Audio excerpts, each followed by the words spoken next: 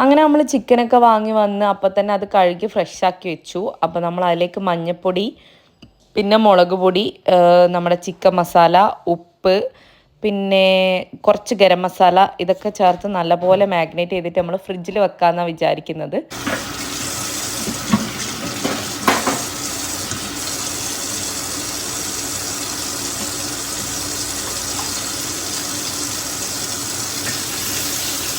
മുളക്, ഇഞ്ചി, വെളുത്തുള്ളി പേസ്റ്റ് എല്ലാം കൂടെ റെഡിയാവുന്നുണ്ട്.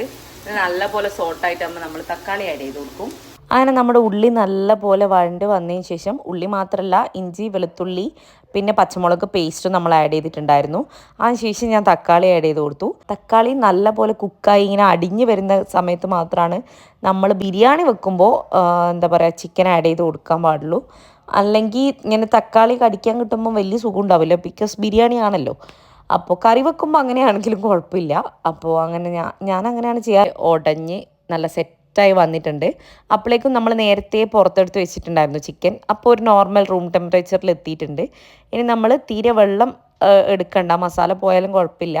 നമ്മൾ ഓരോന്നായിട്ട് എടുത്തിടുകയാണ് ചെയ്യുന്നത്. എന്ന് വെച്ചാൽ ഇത് വേവുമ്പോൾ എന്തായാലും ഇതിൽ നിന്ന് നമ്മൾ പ്രതീക്ഷിക്കുന്നതിൽ അധികം ചിലപ്പം വെള്ളം വരും. പക്ഷെ നമുക്ക് കമ്പാരിറ്റീവ്ലി ഇന്ന് കുറവായിരുന്നു വെള്ളം, ബിക്കോസ് നമ്മൾ ഫ്രിഡ്ജിൽ വെച്ച ചിക്കൻ ആയതുകൊണ്ടാണോ എന്നാണെന്നറിയില്ല. നമ്മൾ ഫ്രഷ്ലി കട്ട് ചെയ്ത ചിക്കൻ്റെ അകത്ത് ഇതിനേക്കാളും കൂടുതൽ വെള്ളം വരുന്ന പോലെ എനിക്ക് തോന്നിയിട്ടുണ്ട്. അത് പിന്നെ നമ്മളിങ്ങനെ ഇട്ട് എന്താ പറയുക വറ്റിച്ച് കൊണ്ടുവരണം. അപ്പോൾ നമ്മുടെ മസാലയൊക്കെ ഏകദേശം സെറ്റായി നല്ല അടിപൊളിയായിട്ട് വന്നിട്ടുണ്ട്. ഇത് ഞാൻ നേരത്തെ പറഞ്ഞ പോലെ നമ്മൾ എല്ലാ സ്പൈസസും ആഡ് ചെയ്തുകൊണ്ടാണ് ഇങ്ങനെ ഭയങ്കര കളറിലുള്ള ഒരു സംഭവം. അപ്പോൾ നമ്മൾ റൈസ് ഉണ്ടാക്കാൻ പോവുമായിരുന്നു. ഇത് നമ്മൾ പകുതി ആക്കിയിട്ടാണ് എടുക്കുക. കുറച്ച് വെളിച്ചെണ്ണയും ഒരു 2-2.5 ടേബിൾ സ്പൂണോളം നെയ്യും ഞാൻ ആഡ് ചെയ്തിട്ടുണ്ട്. അപ്പോൾ അത് വെച്ച് നല്ല പോലെ നമ്മുടെ റൈസ് വറുത്തെടുക്കും. എല്ലാവരും വറുക്കാറില്ല എന്ന് എനിക്ക് തോന്നുന്നു. എല്ലാവരും നമ്മുടെ എണ്ണയൊക്കെ ചൂടായി റൈസ് ഞാൻ നേരത്തെ തന്നെ നമ്മൾ ഊറ്റി വെച്ചുകൊണ്ട് ഒട്ടും വെള്ളമൊന്നും ഇല്ലാണ്ട് നല്ല ഡ്രൈ ആയിട്ട് കിട്ടിയിട്ടുണ്ട്. ഈ റൈസ് നല്ല റൈസായിരുന്നു, കുഴപ്പമൊന്നുമില്ല, ഒരു നോർമൽ സംഭവമായിരുന്നു. അപ്പോൾ ഇത് നല്ലപോലെ നമ്മൾ വാട്ടിയെടുക്കാൻ പോവാണ്, നല്ലോണം പൊരിച്ചെടുക്കാൻ പോവാണ് റൈസ്. അതിനുശേഷം നമ്മൾ വെള്ളം ആഡ് ചെയ്തിട്ട് കുറച്ചൊരു ലോ ഫ്ലെയിമിൽ ആദ്യം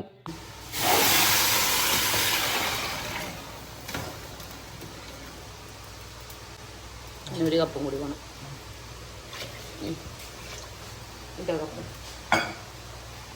നമ്മൾ റൈസ് എല്ലാം സെറ്റാക്കി ഞാൻ എടുത്ത് വെച്ചിട്ടുണ്ട്. അത് ഞാൻ എല്ലാം കൂടെ ഒന്നിൽ കൊള്ളാത്തതുകൊണ്ട് ഒരു പാത്രത്തിലേക്ക് മാറ്റി ലെയർ ഇടാമെന്നാണ് വിചാരിക്കുന്നത്. ഇത് നമ്മൾക്ക് വെച്ചതുകൊണ്ട് ഞാൻ ഒരു ലെയറിൻ്റെ പരിപാടിയേ ഉള്ളൂ. നിങ്ങൾക്ക് എത്ര ആൾക്കാർ കൂടുന്നതിനനുസരിച്ച് ലെയറിൻ്റെ എണ്ണവും കൂട്ടാട്ടോ. പിന്നെ ഗ്രേവി വറ്റി